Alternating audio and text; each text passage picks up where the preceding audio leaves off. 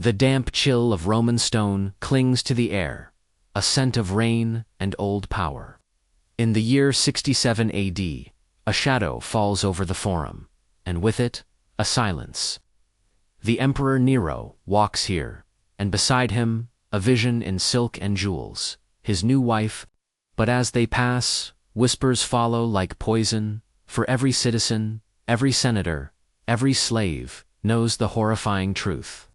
The beautiful creature on the arm of the most powerful man in the world was once a boy named Soren, and what was done to him stands as one of the most chilling acts of psychological annihilation ever recorded.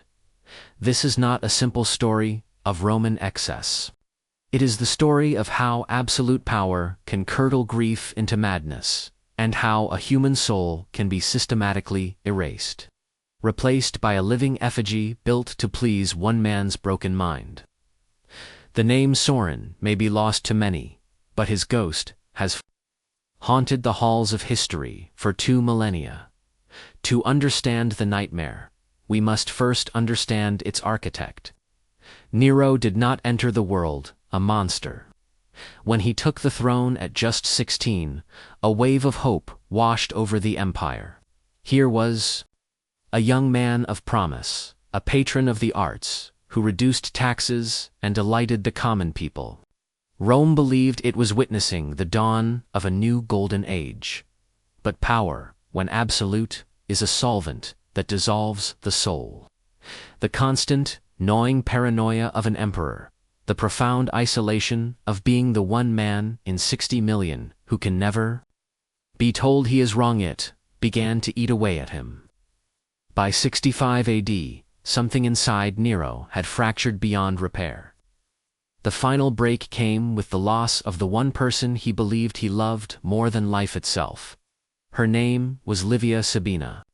She was not merely beautiful. She was a supernova in the muted constellation of the imperial court. Intelligent, ambitious, and possessing a razor-sharp political mind, she was everything Nero craved. He was already bound in a cold, political marriage to the quiet and dutiful Claudia, but Livia was fire to Claudia's ice. She was vivacious, commanding, and she reveled in the power of being the center of all attention. Their affair began as a scandal, but quickly spiraled into a dangerous obsession. Nero was not just smitten, he was consumed. His advisors watched in terror as his behavior grew possessive and erratic.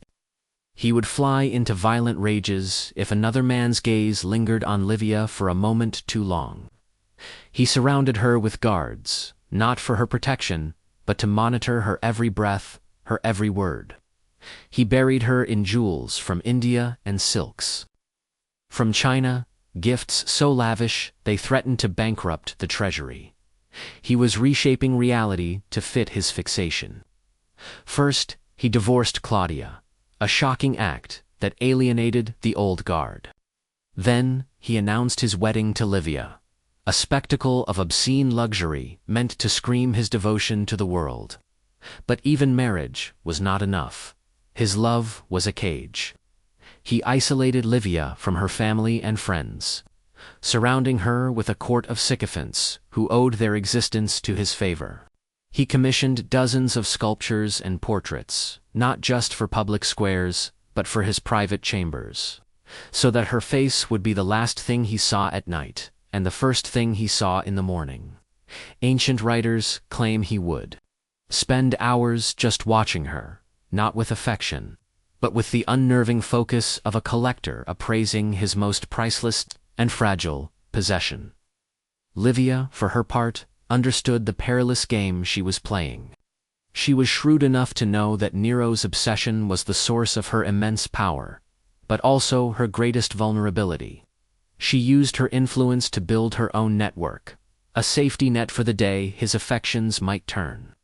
But she made one fatal miscalculation. Unlike everyone else in the empire, Livia Sabina was not afraid of Nero. She would challenge his political decisions, critique his poetry, and even mock his theatrical performances. She refused to be just another reflection of his ego. On a fateful day in 65 AD. That independence cost her everything. The details are lost to history, blurred by time and terror. Some say the argument was about Nero returning late from the chariot races. Others claim it was over his endless artistic pursuits. Livia, pregnant with their second child, her patience worn thin by his narcissism, dared to criticize him. She told him he cared more for the roar of the crowd than for his duties as a husband and emperor. In that moment, the thin veneer of the artist-emperor cracked, revealing the beast beneath. In a fit of uncontrollable rage, Nero struck his pregnant wife. Historians debate whether it was a single, brutal kick to her abdomen or a sustained, furious assault. The result was the same. Livia collapsed on the cold marble floor, bleeding and broken. Imagine the sudden, horrifying silence after the scream. The emperor, the living god, staring at his hands. Realizing he had just murdered the one thing in the world he truly coveted. The accounts describe a pathetic, grotesque scene. Nero threw himself upon her dying body, howling, begging her forgiveness, then commanding her to live, as if death itself would obey an imperial decree. He summoned every physician in Rome, offering fortunes for a miracle, threatening torture for failure. It was useless. Livia, Sabina, died within hours, taking their unborn child with her. The grief that followed was not merely sorrow. It was a psychotic break. Something in Nero's mind snapped, and reality became a canvas for his delusion. He refused the traditional Roman cremation for Livia. Instead, he had her body embalmed with priceless spices, a practice reserved for kings of the East, and laid her in a magnificent tomb. He declared her a goddess and commanded a cult be established in her honor. For days, for weeks, he would visit her mausoleum, speaking to her preserved corpse as if she could hear him, carrying on conversations while the scent of myrrh and decay filled the air. The imperial court was forced to play along. Courtiers spoke of the empress in the present tense.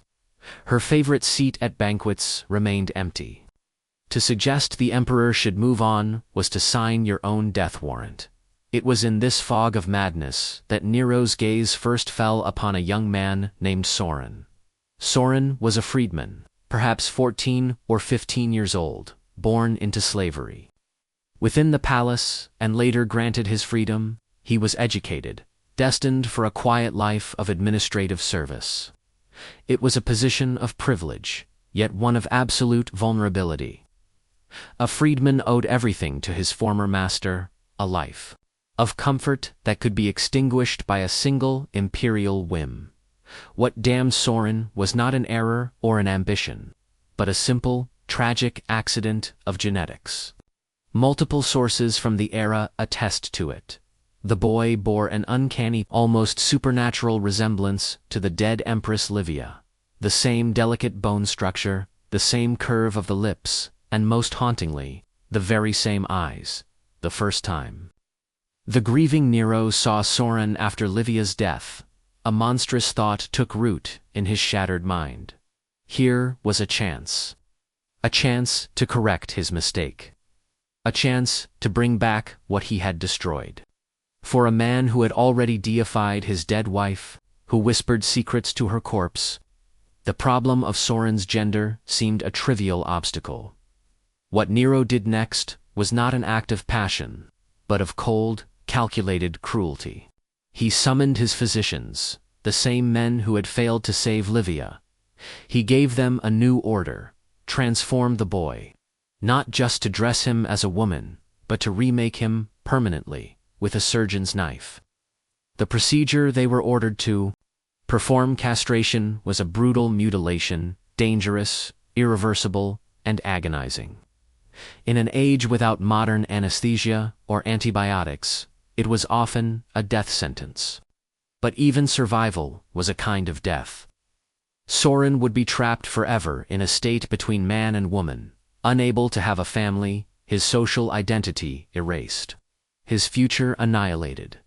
The surgery took place somewhere in the sprawling darkness of the imperial palace. We can only imagine the terror. The boy, held down by guards, the glint of sharpened bronze, the screams that no one dared to answer. When Sorin finally recovered, after weeks of fever and pain, Nero announced his intention to the horrified court. He would marry the boy in a full, public, imperial wedding. The transformation was now a state project. Sorin was given a new name, Sabina, after the dead empress. He was moved into special quarters, where a team of tutors began the systematic deconstruction of his identity. Imperial seamstresses designed an entire wardrobe of gowns to flatter his surgically altered body. Jewelers crafted new pieces, many, incorporating gems that had once belonged to Livia, each one a cold, heavy reminder of the ghost he was being forced to embody. Day after day, he was taught. Makeup artists showed him how to use kohl to widen his eyes, how to apply rouge to soften his jawline. Hairdressers spent hours arranging his hair into the complex styles favored by aristocratic women. Tutors instructed him on how to walk, to sit, to gesture with ladylike grace. Voice coaches worked to raise the pitch of his voice, to erase the natural timbre of a young man and replace it with something artificial. Imagine the psychological torment. Every morning, Sorin would look into a polished bronze mirror and see a stranger staring back, a phantom wearing his face. Every lesson was a fresh wound, a reminder that the person he once was, his thoughts, his hopes, his very self, was being deliberately and methodically erased. The wedding, in the spring of 67 AD, was a masterpiece of cognitive dissonance. The grandest hall in the palace was filled with flowers and music. The nobility of Rome gathered, their faces masks of practiced joy, offering congratulations and expensive gifts. They watched as the Emperor of Rome exchanged vows with a mutilated teenage boy dressed as his dead wife. They ate the sacred bread. They signed the legal documents. They participated in the lie. The air must have been thick with a silent, collective scream. After the ceremony, Sorin, now publicly Sabina, was treated as a legitimate empress. He had his own staff, his own opulent quarters, his own income.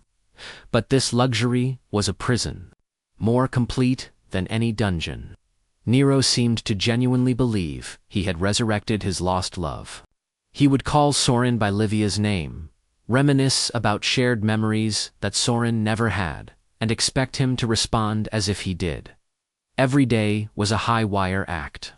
One mistake, one flicker of his true self, could mean death.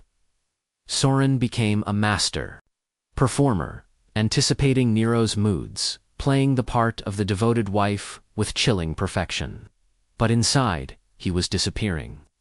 The ancient writers note that he grew increasingly withdrawn, a profound melancholy settling over him like a shroud.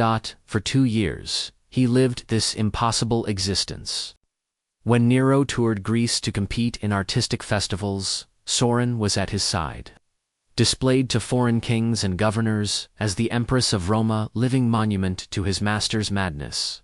But the empire was crumbling. Rebellions, led by governors, disgusted by Nero's tyranny, erupted across the provinces. By 68 AD, the Praetorian Guard in Rome had turned against him, and the Senate declared him an enemy of the state. When Nero fled the city, Sorin was with him. Even in his final, desperate hours, Nero could not abandon his living doll. Hiding in a villa, waiting for the end, Nero finally took his own life. But his death was not Sorin's liberation. It was the beginning of a new chapter of horror. He was now a political object, a symbol of the fallen regime. He was passed from one usurper to the next, like a spoil of war. First, he was claimed by the Praetorian prefect Numitius Sabinus, after his death, by the new emperor Ortho. When Ortho fell, he was taken by the next emperor, Vitellian. Each of them kept him in his role, forcing him to wear the gowns.